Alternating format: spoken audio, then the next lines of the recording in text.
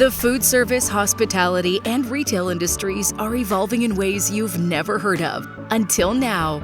Hosted by global industry technovator Rob Grimes and powered by the IFBTA, TechBytes is your go-to podcast, putting technology innovation and trends on the menu. Welcome to a special edition of TechBytes. And there's a lot of subjects that are being talked about a lot these days, and there's a lot of confusion, especially with the independent restaurateurs, all the way actually up to the enterprise, because I find out that everybody's confused about everything, right? But I'm going to help clear the confusion today, and I have Avi Goren, who is one of the co-founders, but actually, how do you, if you have three co-founders, is that like tri-founders or something like that? Well, we have senior co-founders and junior. No, we're all three co-founders. CRO is outside right now. COO is not allowed to leave his house. And we should say co-founders of what, right? Right, co-founders of Marqii. There you go. So we did the introduction, but you guys sort of fit in a special area of the industry, today. And what are the buzzwords or the buzzword that you're hearing most because you sort of fit in with that? And I don't want to break. Yeah, I mean, buzzword. I think there's this renewed obsession with bringing in new guests. And how do you do that? You do it through being discovered and being found. Why do we stop wanting to bring in new guests? Well, there was a period where it was all about retention and revisits and getting that first guest to come back for the fourth time, because then they're locked into habits. And we saw a bunch of energy going into win backs and this and that. And now, for the first time in 20 years, local SEO is changing.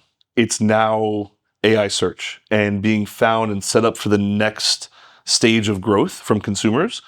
And it used to be this place in local SEO where you had to be everywhere, and then you had to be on Google and you're focused on this. And now when you think about AI search, GEO, it's Gemini, Claude, Perplexity, ChatGPT, Siri, Alexa. Yeah, you don't really know how somebody's going to do it. And by the way, I don't know that there's any easy choice either. Because I think I used 4 or 6. It's either 4 or 6. I don't know. Well, you have to be everywhere. And now your data structure has to change to fit the new landscape. Because what worked for local SEO and Google Local Packs isn't how it's going to work on Gemini and ChatGPT and Claude. It's a different structure. Do you think operators actually understand this? It's funny because I know customers probably understand it, the guest, because they're using it all the time. But there's the other side of the coin. I think operators... It was funny. This last month, we had a couple of different partner dinners, and the talk at the table, it was invigorating because you're starting to hear operators say, this is how I'm using Claude. And you're starting to see this adoption from the business side. I think there's an intimidation concern on just, we know it's changing, but I don't know what I need to do yet to be there. It's sort of in discovery, right? Because people are sort of discovering how to use things. I don't think there's any playbook on this. Well, what we do know is it's not a point-and-shoot search anymore. It's not best burgers in Scottsdale. It's, hi, I'm coming to Scottsdale for 4 days. I've got 2 kids, 5 and 3. One only eats mac and cheese. One will eat anything.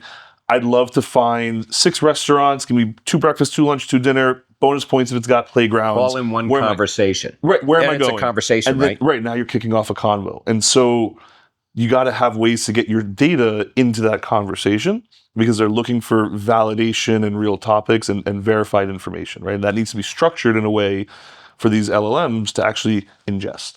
And that's not, the traditional local SEO route. There's things you need to do differently. And so, no, I don't think everyone understands how to do that yet. Do you think our industry actually knows how to speak English? No, I'm being serious. I'm not talking about it as a language here. I'm just saying in general, you want, the engines are making conversation. They're talking about, plain English conversation translation, right? Well, but as an industry, we use certain terms, we use certain things, and sometimes they don't necessarily match up if you're actually connecting with a guest directly. Yeah, I think part of what needs to change with these LLMs is like the silly menu, right? Like hey, we've got a Canadian moose sandwich. Okay, what is that? Right? Like, what goes into that? Is it a turkey provolone? Is it a BLT? Like, that structure and what you have in there, silly menu names that could have gone part of branding, aren't going to be found in those searches as a menu level item. Because you don't know how somebody's going to describe it. Well, no, you don't know how someone's going to describe it. It's also like, hey, if I'm looking for a vegetarian sandwich. Right. And just because it's your name and it's a fun name and a silly name doesn't mean it's going to be somebody else's, right? Correct. And so there's this change and shift in how again, it's all about your structured data and making it an easy way to adjust those expectations and what you're putting out there. Is it easy? It can be. No, I'm serious. I mean, is it easy, or is it something that is just people just don't know what to do with it? Well, like anything else, where there's focus, there's progress. So if someone says, hey, I'm going to spend a month and I'm going to get my foundation in order to be part of this next generation of growth in this AI search GEO world, yeah, it can be easy. If you give it the right amount of time and lay the foundation and use the right tools, it can be really, really easy and really affordable. So of course, we also know that different things have different names based on geography. Mm-hmm. So, I grew up in Philadelphia, so you have the cheesesteak. But in Washington, I haven't figured this out when it's a steak and cheese. Okay, and by the way, the second that they don't use Cheese Whiz and they put, tomato and whatever it is, mayonnaise on it, I'm like, you guys are kidding. This is not a cheesesteak, right? Yeah. So how does one put it in plain English, but also know that people travel, they do things, and that you're reaching the maximum audience? Yeah, so look, there's different ways to handle it. The way that we've found the benefit on leveraging kind of geography-based words is in our AI review response tool. Built it on Claude, built only for restaurants and hospitality, so it's really geared towards this industry. And when you do a review response, this is, again, another way that LLMs are going to pick you up. So it's not just, hey, Robert, thanks for coming in. It's, hey, Robert, I'm so glad you came in and had our mushroom olive pie. It's one of our favorites. Make sure you come back and try our eggplant parm, whatever. Come back and try our spicy garlic knots. You want to have an opportunity to leave an Easter egg, right? A new menu item, something you're trying to push, something you want to have come back into.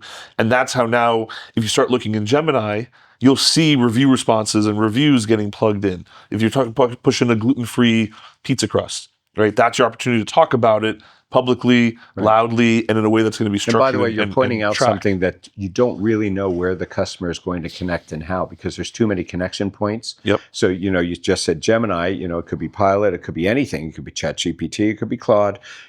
There's so many different ways that people are going to, there's complexity in that as well. So whatever you use has to almost be universally recognized, because you don't know how they're going to access. For better or worse, you need to be everywhere. You do. It's just like it doesn't matter. You have to be everywhere, and you have to be still on Yelp, still done well on Google. You got to be on Meta. You have to have your location done the right way on Instagram. So when you get tagged, when you tag, you do not know how people are finding you.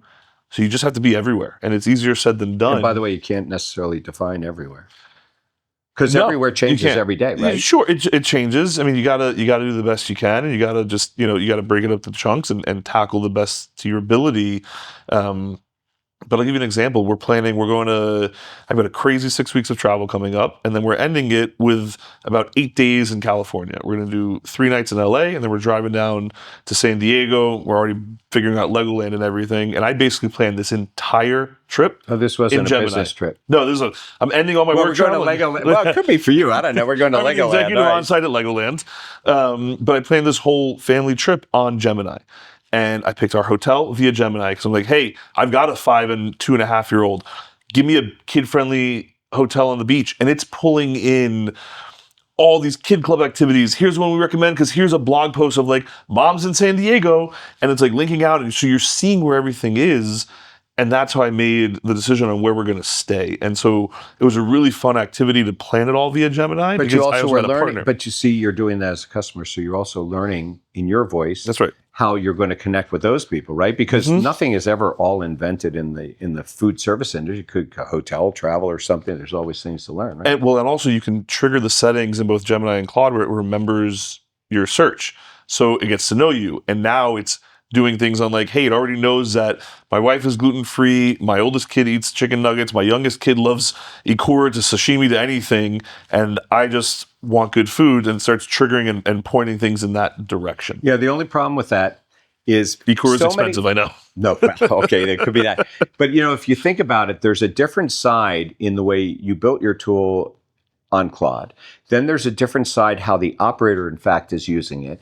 But a lot of the customers are actually using the voice interaction conversation. Sure. And what I've learned about that, which is very frustrating for me personally is that chats that are done in conversation mode are not saved on the other side. So I have to tell it, or if I do something within an app, like Excel or something like that, and I have to say I'm using CE, meaning Claude Excel, or Claude, because it doesn't save it to the other one, and then they lose the chat. So when you're talking about memory, however, if you don't think that way when you're the operator who's looking at this, because you have to hit them up also where they use it, right? Yeah, well, the other part of that, and look, I mean, everything changes so fast that we started looking at an internal tool we wanted to change. We started going down diligence, and literally 6 weeks later, Claude came out with something where we're like, we don't need to do that new tool anymore. So things change so quickly. But if it's like, here's how your hip is connected to your toe, is Siri is now pulling from Gemini, which is going to be really heavily valued on Google Business Profile, which is also valuing the structured data on your website. So you kind of just have to be everywhere again. You got to do it all the right way. And what's going to happen, it's kind of like that online shopping metric that everyone was tracking from like 2005 to 2015. 18% of all shopping happens online. Then it became 25%, then 40%, and 50%. We're going to see a faster adoption in the next 3 years on the amount of searching and decision-making that comes via LLMs.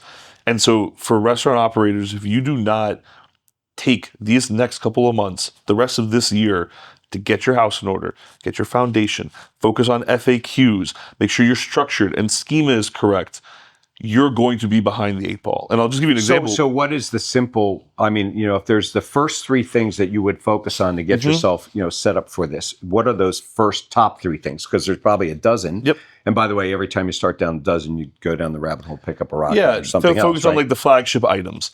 I'd say step 1, make sure your stuff matches. You can't have hours on your website that are different than Google, which is so common even in larger brands. Your hours, all that needs to match. Then I would really focus on your website on things that are schema and structured the right way. And I'll give you an example. We had a partner we were working with, and they're like, we don't understand why our website is struggling. And when we ran an audit on their website, the menu was set up in schema as a blog. Right. So interesting. For Google or Gemini or anything, it's not being picked up as a menu item, which means you're never going to be found. So your key data and structure on your website is so important. And truth be told, it's pretty easy to fix if you do the right questions and work with the right partner. It really is. It's not a big lift if you know what you're doing. Right. It's a matter. Yeah. It can be fixed in a week. Like it's not a big undertaking. It's not $100,000. It's getting shorter all the time. It's quick and easy. You just have to know what you're looking for and how to do it. And then the third, I would say, is be really intentional on. And it's like funny. It's so 2015 again. Be really intentional on your social media, because if you do. Again, you want to have the fun things and the storytelling, and Cali Barbecue all about the storytelling. If you do the storytelling in one piece, and then be thoughtful on the content for your business and the items you're pushing, and like really do that the right way, you will be pulled into these searches too. So I think those are like the 3 big things I would focus on. You got to keep it fresh, but I would focus on those 3 things: accuracy, the structure and schema of your website, and then the intentionality of your social media too, amongst them in many different messages, that you're putting out there, because I think that's one of the hardest things. Oh, for sure. I mean, what your voice is, right? Yeah, we work with a couple of different cookie partners, and they have their staple, and then they have new flavors coming out quarterly or monthly that they're pushing and learning about. And you didn't mean like cookies. You meant like cookies. Yeah, I mean like edible, delicious cookies. Okay, just to make sure that we clarified that, because I'm thinking, okay, we work with different cookie partners, and okay, what are we really talking about here? Yeah, right? but you want to be like, hey, you have a new matcha flavor. Okay, well, let's put that out there the right way, because you'd be shocked at the amount of people who are looking up things online. And like, again, Claude knows that I'm into matcha. Well, here's something that you should be interested in. So just, again, there's an intentionality behind your menus and how you're doing things, and just those who take advantage now will be ahead. So are there people that just really get it wrong and people that really get it right? Like, is there sort of, without necessarily, like naming who it is, but just sort of what is the lesson to be learned that you see over and over that the people are not doing it the right way? And then what is the lesson to be learned? I think it starts with your mentality with your partners. And we've had a few meetings today where, and I love it when they say this, we have a couple of partners operating either on the ops side or the marketing side who said, listen, I've got a hard job. I got enough going on. I want you to tell me, where am I failing? What can I do better? Because that's what we're working together for. I need you to push me in the right direction and help me look good. And that's my favorite, because those are the ones who acknowledge that this landscape's changing. Every year is different. What do I need to be focusing on now? And what can you do for me in the background to make me look really good? So you probably have a lot of those conversations where, even just, sitting in the coffee shop or next to somebody on a plane, and you know what to say, right? So you actually can build that into the voice that you're giving and how people set up.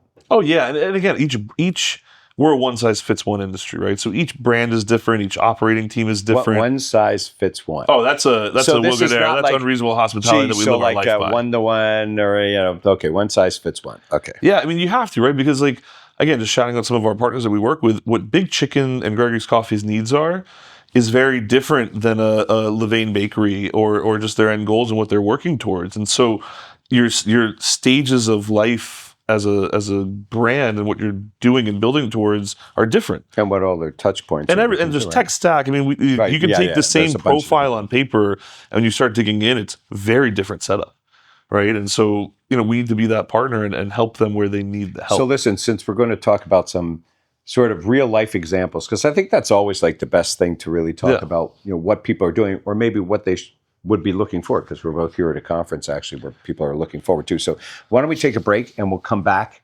and we'll actually focus on that, subject to what people are looking for and what they're doing. Yeah, so. And again, since we're at RLC where there's a golf tournament where I heard someone got a hole-in-one, we should definitely talk about that too. I wonder who that is. Okay, so, we're having a conversation, a TechBytes conversation with Avi Goren and Marqii, and we'll be right back. With the rapid expansion of technology in the food and beverage industries, finding the right supplier can become overwhelming and complicated. To simplify this process, the IFBTA created Exchange. Exchange is a powerful search tool where users can easily narrow down their technology search and refine results by application type, geography served, department, and more. Browse resources and learn more about the industry's technology suppliers at exchange.ifbta.org. Now, back to the show. So welcome back to TechBytes, and I'm having a conversation, about really optimization, how you get out there, how you get your message, how you be consistent. I'm learning a lot here because I'm just sort of figuring out there's a minefield of, it's not a minefield, there's a lot of choices and a lot of connection points, and you really almost have to be prepared, for all of them. And by the way, I guess that this is a big problem, no matter how big the customer is, for Marqii or anybody, that it's big and small. Everybody faces the same thing. I mean, in restaurants in general, right? It doesn't matter if, I'll tell you differently. When we're at shows and conferences and we're meeting people and they're like, oh, how many locations do you have? And they're like, just one. No. One is hard. These problems exist from one unit to 1,000 units. You compete with somebody with 1,000 units with one because you have to be known in the market. Yeah, but now you can. We have a couple of under 5 unit operators that just crush it, and they do it on number A, they're passionate, they care, and B, they're also not afraid to say, help. What can I do? Well, you're actually helping people to be able to be seen in the market, even when people are just visiting the market. I mean, that really is the secret here, because we started this conversation about, the holy grail of the restaurant industry a long time ago was, and you sort of said it was, how do I get one more visit a month? Now you said 4 to 5. Okay, great. But one more visit a month, right? And then of course, how do I get a higher check average while I'm sitting there? So you get that. But now we're talking about attracting new customers. We're attracting, we've got all kinds of different messages. People are growing very quickly and they got to know you're there. And then I would also throw on that there's new outlets and new methods of operation, that you're in new places you never thought you'd be before either, right? So that adds complexity to it too. Oh, for sure. I mean, like, top of funnel is back, which is nice, right? You have to bring in new guests, you have to be found, and it doesn't matter if it's a tourist situation or you're looking for a new lunch spot in New York City. You have to be found and grow that business. And we're back to personalization too. I did jokingly say before about like one-to-one marketing, but that was a term, and people really have to be able to personalize as well. Now you talked about the personal, culture and being regional personalization, the difference in names and things, but at the same time, you also are dealing with an individual who's having a conversation, who's the middleman actually, right? Because they're not, well, if you think about it, right? Let's just use an example. So, there are big examples and little ones, then that's really where we took the break. So let's say somebody's trying to get a Ubits chocolate egg cream in Houston. Wrong market. Wrong market. Well, no, it could be the right market. You just never know. You got to ship the chocolate syrup in, right? But okay. But you have your different versions. So we were talking about sort of what you see out there and the people who are getting it and doing it right. And by the way, that's not a judgment call. It's just that maybe some people, a lot of people get in this business today, or they're using tech, and they actually came from other industries.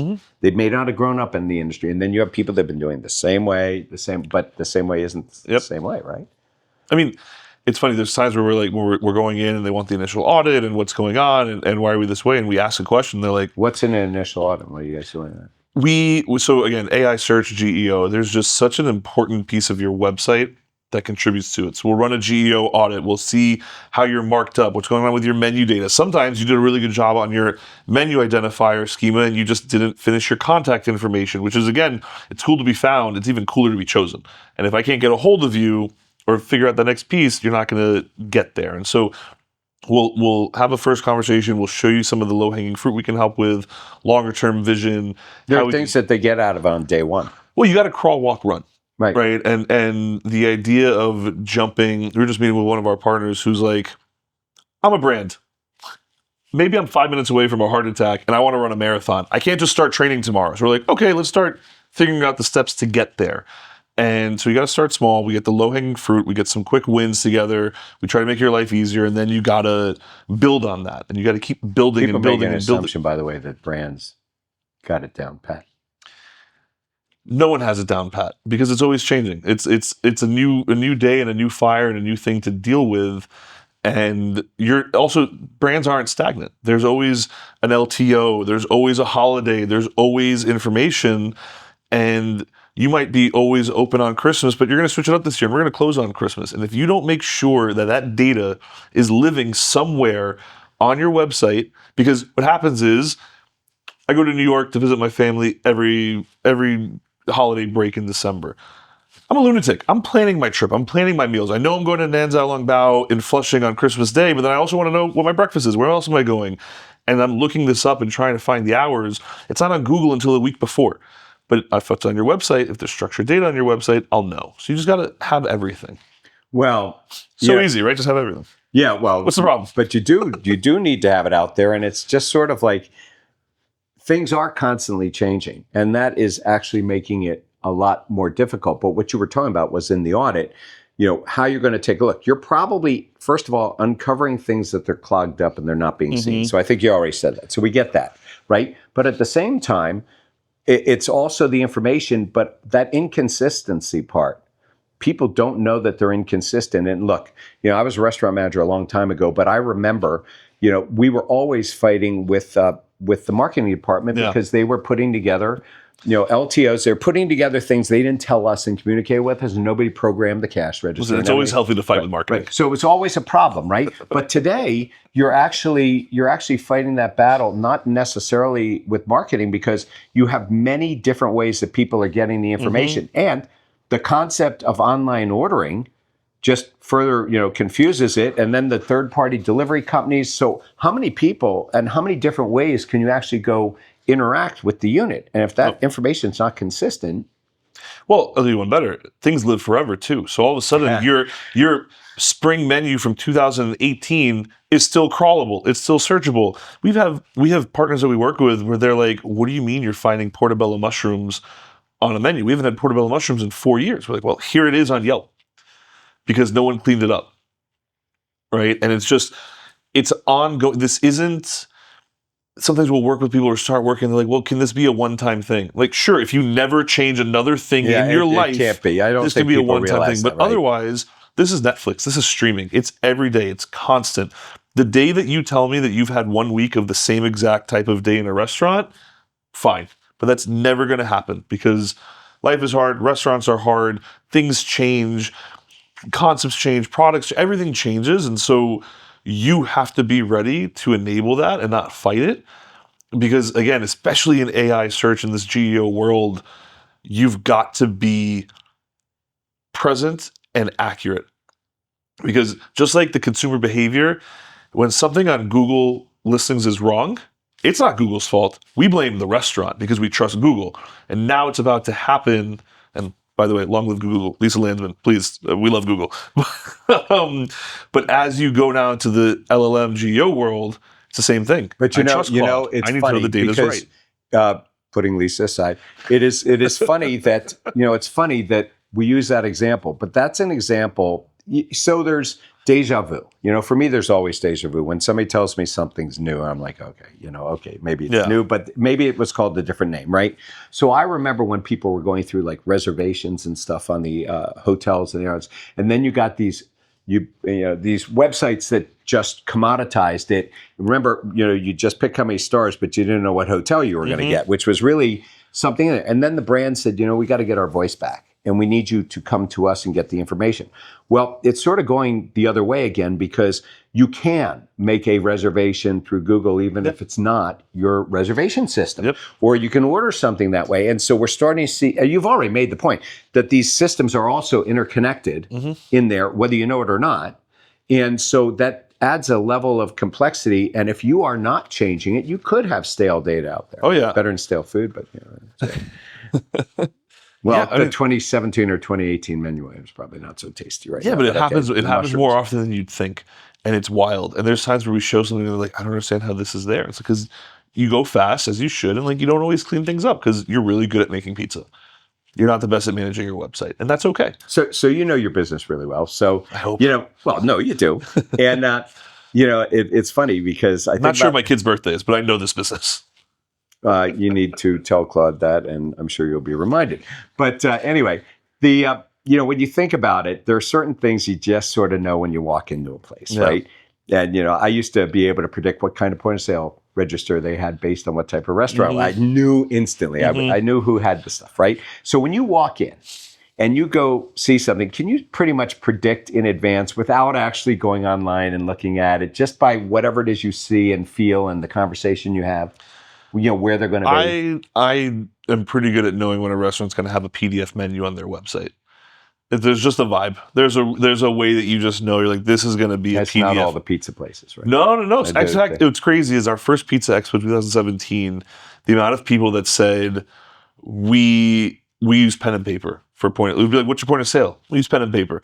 Then the next year was a little bit less, and now again, you fast forward 6, 7, 8 years, and we use the name of cloud-based point of sale here, right? And it's been but the interesting thing that. about that, since you're using pizza as an example, if you go to the Pizza Expo and then you go next door to the bar and restaurant, the systems are different. Oh yeah, I don't know why that is. Pizza is very difficult. There's so many combinations, right? But then I think about some of the coffee shops. There's so many combinations too, right? So, but it's tough. Yeah. Well, it's funny when we talk about hospitality in restaurants. People like a verticalized solution and tool. And so we're in hospitality and restaurants, and then you start getting even more layered. Does that impact you? What do you mean? No, I mean, do people expect you to be verticalized or expect you to know all the verticals? No, we are hospitality. Now, again, hospitality can have a wide definition. We definitely focus on the food and beverage piece of hospitality, but we work with hotels. We work with hotels, and then obviously the F&B parts of hotels. We have a handful of spas and salons. When we think about hospitality, it's that initiative, that feeling, right? Like, hey, we're taking care of someone. There's something nuanced here. Restaurants are the bulk of that. And that's where, again, we're different versus like an all-in-one solution. We build for this industry. So how does somebody become, individualized, personalized, but where their voice and their culture comes out in what they're putting out there? I mean, because you can't do the PDF menu and you can't keep it static. But, a lot of these companies are emerging. They grow up. They have a great founder.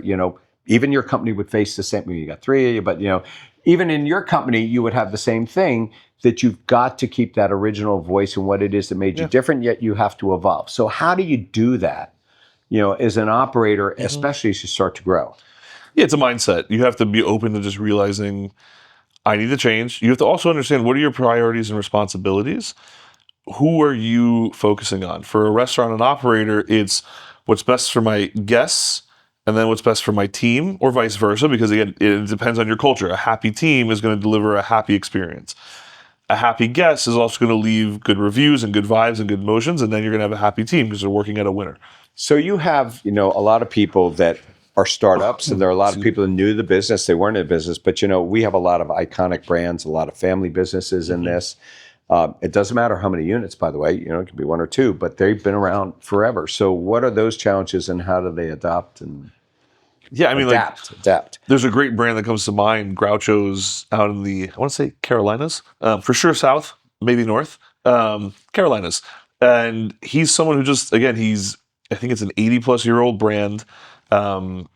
He's come in as an owner, operator, and I know it's a family business. I think he's in the family, and he has just pushed that brand to be at the forefront of all of these optionalities. And he's a mad scientist, right? He's happy to explore, play, test.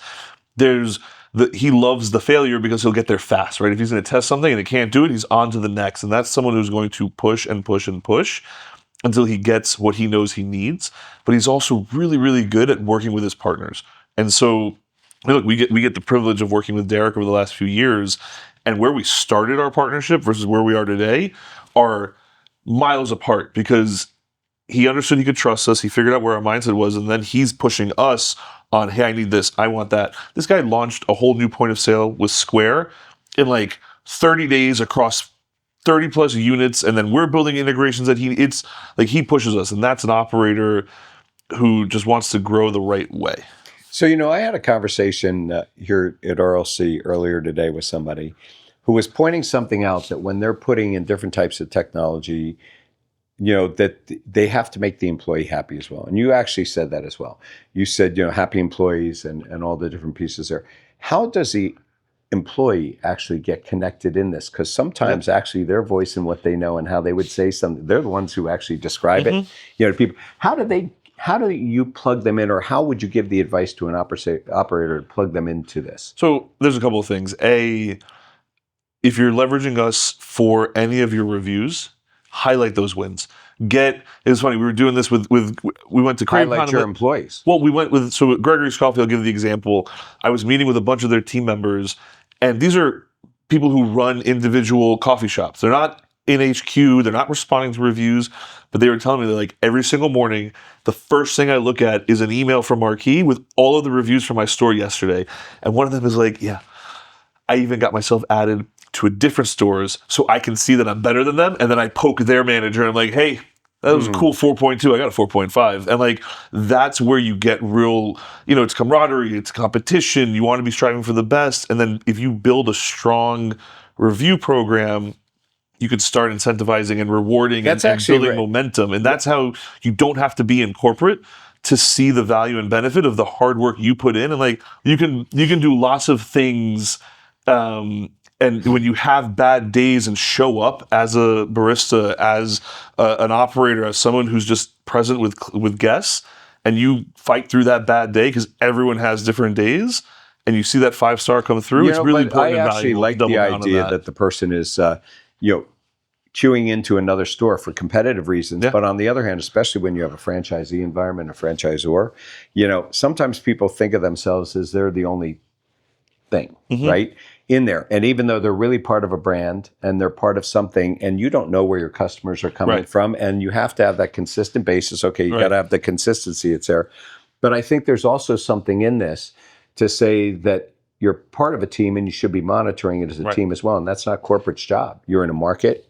You want to give business to each other. Yeah, but they set the culture. And so if there's this culture of like, we lift each other up, right? Because if just because there's a location in Jersey and one on Long Island and one in the city, the brand is the brand. And so if we can all march towards that same and lift each other and push each other, you're going to win and benefit. And again, we have all this data. So how do we set it up where they're seeing that notification? But by the way, even though they may have thought only for themselves, correct, by bringing you in and doing this, you actually are going to ensure that consistent message and piece that's out there. Yeah, absolutely. It doesn't matter how somebody plugs in. Absolutely. And that's the benefit. And so you want to get everyone involved where they can. Right. And we think about that. If you think about it, you think about that for what can you do for the individual unit, but you also think about what can you do for the brand, what can you do for the franchisees. And by the way, they're all their own communities, right? And then what do you do with the community? Because you got to get plugged into the community too. Actually, we forget about that, but that's, a whole different ballgame, and that's not necessarily technology, but but just if you do the foundational work of making sure you're going to be found for coffee near me, coffee here. Hey, I've got to do the big one I've been doing now is, hey, I've got a work meeting and I want to make sure there's tables and chairs. And it's like that kind of, because even Gregory's Coffee, there's different store layouts. So I need to know that there's tables versus like one awkward bar height one. And so I've been asking those questions in Gemini. So what's the accuracy? Well, you got to have attributes, right? You fill out all the attributes on Google.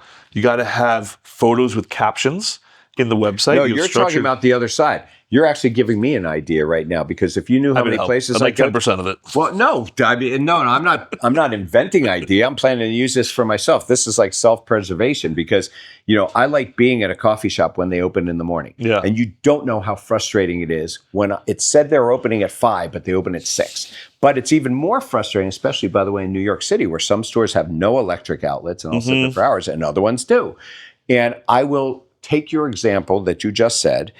I'm going to give it a shot, but I don't think it's going to work. You know where it's going to pull from? Reviews.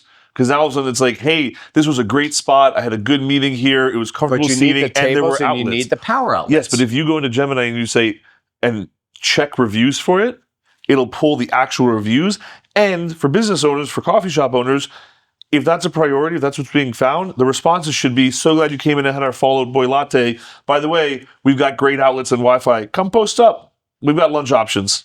Yeah, right. I'm just saying, but people don't always think that way, right? Strategy. They don't. You almost have to bridge the gap between. This is a language problem, because the owner speaks one language or the operator speaks one, and the customer speaks another. And in fact, it's not a matter of just consistency here in what you're saying, but also what you think that they're asking. Mm-hmm. Because you actually have to marry the two. The example you just given, right? But if you leverage, so like part of the Marqii system is we do really in-depth review insights.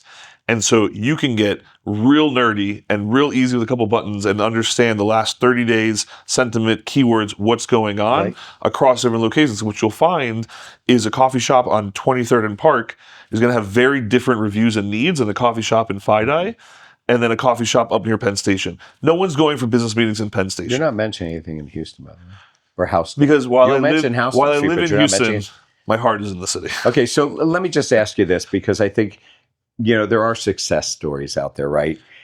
Is there some, just for a customer, what do you think was the biggest aha moment that you have seen a customer get?